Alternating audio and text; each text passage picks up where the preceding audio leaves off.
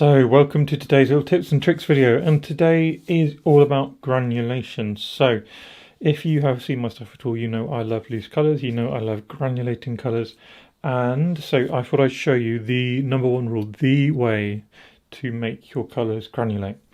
Obviously we have to start with granulating colours, so today I've brought out two of the big hitters. These are both Lunar Colours by Daniel Smith. One is Lunar Earth and one is Lunar Black. So if your colours are not granulating, they won't granulate. Now I was going to say, to find out if your colours are granulating, you can look on the side. But actually on the side of Daniel Smith, it doesn't tell you if they're granulating or not. But what they do have, if you just Google Daniel Smith watercolours, you'll be able to find a chart where you can look at all their colours and it explains whether they're granulating or not.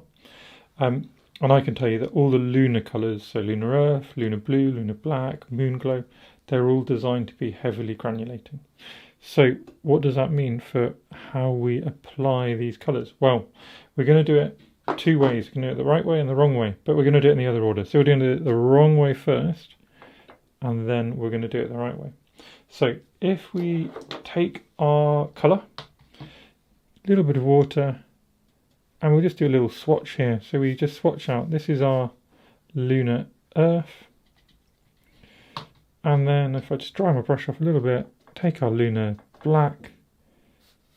Now, would you say that is heavily granulating? And I can zoom in a bit for you. And you can definitely see within there you've got little particles, especially in the Lunar Black. You see little particles. And it's not a totally flat, smooth wash, is it? But, you know, you're not going to really say that it's heavily granulating, are you? But I can tell you these colours are heavily granulating. So what happens if we put a lot of water on our page first? I'm going to use exactly the same brush. So we're going to get a lot of water, big patch of water, and then all we're going to do this time, pick up our colour and touch it in. We could do the same with our Lunar Black and touch that in. And now what do you say? Now do you reckon that these are heavily granulating? And I would say that now we can say without a shadow of a doubt that they are. They create some really quite gorgeous little granules floating and flowing around. So what's the difference?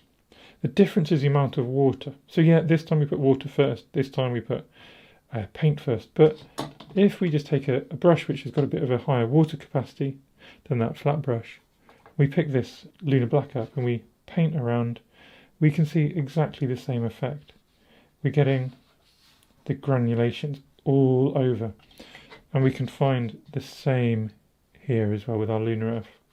We can find the granulations just occur. So from this we can really clearly see what is the rule, the one way to maximise our granulations in our watercolours.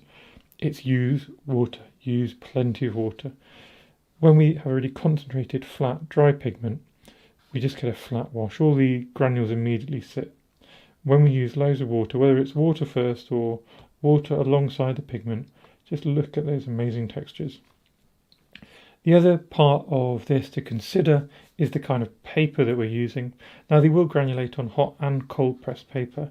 This is cold pressed paper, and that makes these granules sit in little clumps like this, so it can make the granulation a bit more pronounced, a bit more evident.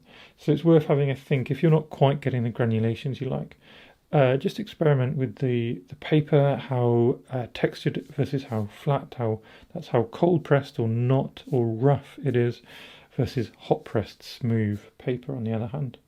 But really simple, and this will work with all of your granulating colours. Just use a little bit more water.